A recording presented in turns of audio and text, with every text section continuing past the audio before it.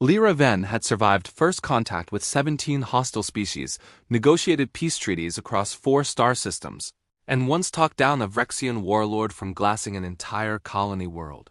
But apparently, keeping track of a single keycard was beyond her capabilities. Again?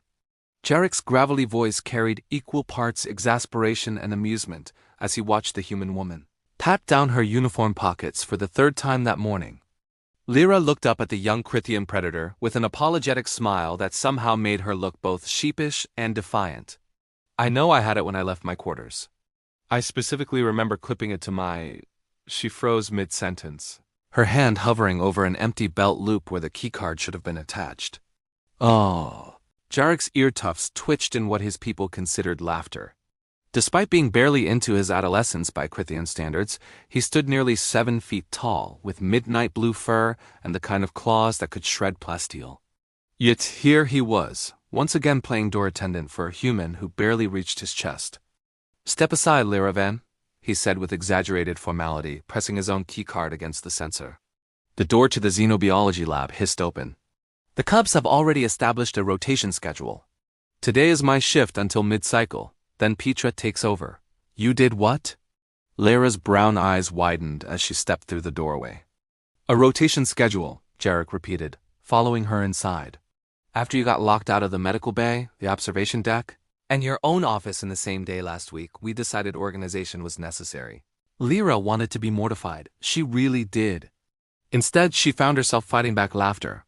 "You're telling me that a group of adolescent predator cubs, some of the most feared species in the galaxy, have organized themselves into a door-opening service for one forgetful human?" "We prefer the term personal security detail," came a new voice.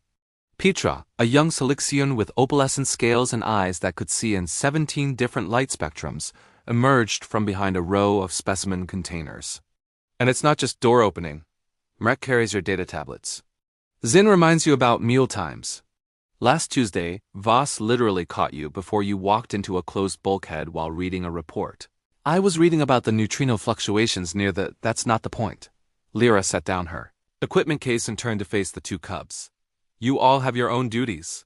Training sessions. Studies. You shouldn't have to babysit me." Jarek's ear tufts flattened slightly, a sign of genuine concern among his kind. "Lyra Ven, do you know what my combat instructor said when she learned I was helping you? That you were wasting time? That I was learning the most important lesson a warrior can." "No." Jarek's yellow eyes held an intensity that seemed far older than his years. "She said that strength isn't just about claws and teeth. It's about recognizing when someone needs help and providing it without expecting anything in return. She said that's what makes humans dangerous. Not your physical capabilities, but your stubborn insistence on supporting each other even when it seems illogical." Petra nodded, her scales shifting through subtle color variations that indicated agreement. "My clutch mother says humans are the only species that will stop in the middle of a battle to help a fallen enemy. She says it makes no evolutionary sense, but that's exactly why you've survived so long. You're unpredictable because you care." Lyra felt something catch in her throat. She'd spent the last 3 years at this research station studying interspecies cooperation, documenting how different cultures learn to work together in the post-contact era. She'd written papers on mutualism and symbiotic relationships in multi-species crews. But she'd somehow missed the fact that she'd become a living example of the very thing she was researching. "I lost my keycard because I gave it to Ensign Trell yesterday," she admitted quietly. "His didn't have clearance for the secure archive, and he needed data for his thesis. I meant to get it back, but then there was that emergency with the coolant leak, and..." "You forgot," Jarek finished. "Because you were helping someone, and then helping someone else, and then helping someone else."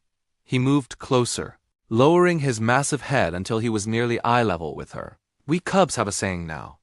If you want to learn what humans are really like, watch Lyra Ven lose something. That's not exactly a compliment. It is, actually." Petra's scales brightened to a warm gold. "Because every time you lose something, it's because you were too busy thinking about someone else to think about yourself. Yesterday, you misplaced your communicator because you were holding Zin's little brother while she dealt with a family emergency. Last week, you forgot your data tablet in the cafeteria because you stayed late helping Rec practice standard. And 3 days ago," Jarek continued, "you left your keycard in the medical bay because you spent 4 hours sitting with Voss while he recovered from his injury. Even though you had a presentation the next morning. Lyra opened her mouth to protest, then closed it again. They weren't wrong. So we made the schedule, Petra said simply. Because that's what packmates do. That's what you taught us. The word hit Lyra like a physical thing. Packmates. In Krithian culture, it was a bond deeper than friendship, more chosen than family. It meant you would bare your throat to defend them. Among Silixians, packmates shared scale patterns, marking each other as permanently connected. These cubs, these young predators who could each tear her apart without breaking a sweat, had claimed her as one of their own. I don't know what to say, Lyra whispered. Say you'll stop pretending you don't need help, Jarek rumbled. Say you'll let us be there for you the way you're always there for us. And maybe, Petra added with a mischievous glint in her multifaceted eyes, say you'll try not to lose your keycard again before lunch. Mrek has weapons training then, and he'll be very disappointed if he has to miss it to unlock the commissary for you. Lyra laughed a real, genuine laugh that echoed through the lab. Deal, though I should probably get a backup card. We tried that, Jarek said, already heading toward the door. You lost it within an hour. We've decided you're better off with us. As the door closed behind them, Lyra found herself smiling. She'd come to this station to study how different species learn to live together among the stars. She'd never expected to become the lesson herself taught by a group of adolescent predators who'd figured out what humanity had always known, that sometimes the strongest thing you can do is admit you need help. And sometimes the most human thing you can do is accept it.